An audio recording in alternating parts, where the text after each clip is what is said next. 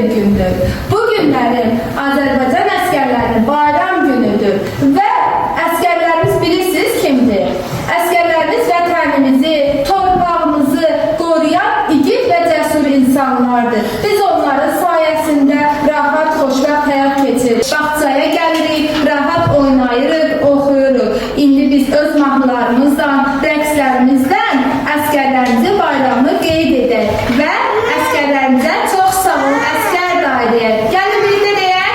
Çox sağ ol, əsgər dairəyə. Öz şeiri ilə əsgərlərimizi təbrik edir. Buyur, Nihat.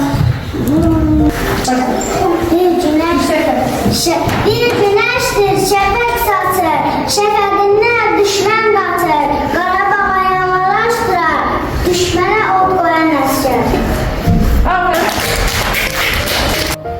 Əsgər deyib çağırırıq, ona dua yağdırırıq, sağ olsun, əlləri ilə gözəl tabaqlar qurur.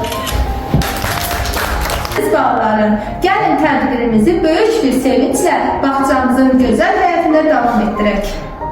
Əziz balalarım, bilirsiniz ki, bizim əskər dayılarımız var. Onlar bizi qoruyur, ailəmizi qoruyur.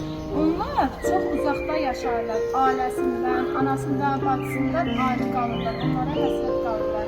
Və biz də gəlin onlara məktub yazalım.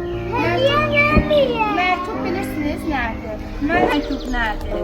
Məktub bizim ürək sözlərimizi məktubda yazırıq, şəkil çəkirik, rəsmlər yapışdırırıq və istədiyimiz, sevdiyimiz insana göndəririk. Gəlin biz də birlikdə əsgərlərimizə məktub yazalım, oraya güllər çəkəyin, bayraq şəkil çəkəyin.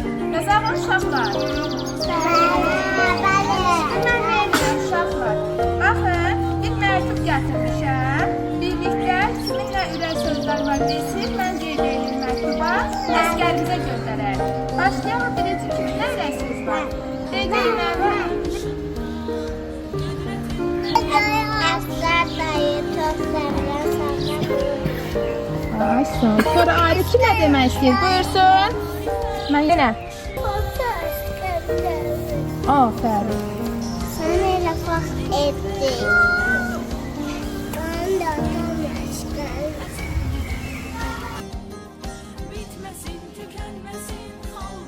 Qələbə xəbərlərim verir, hər gün bizi sevindirir. Ali Baş Komandan dayağıdır qardaş Türkiyə, Pakistan çatar köməyə, yanımızdadır hər an.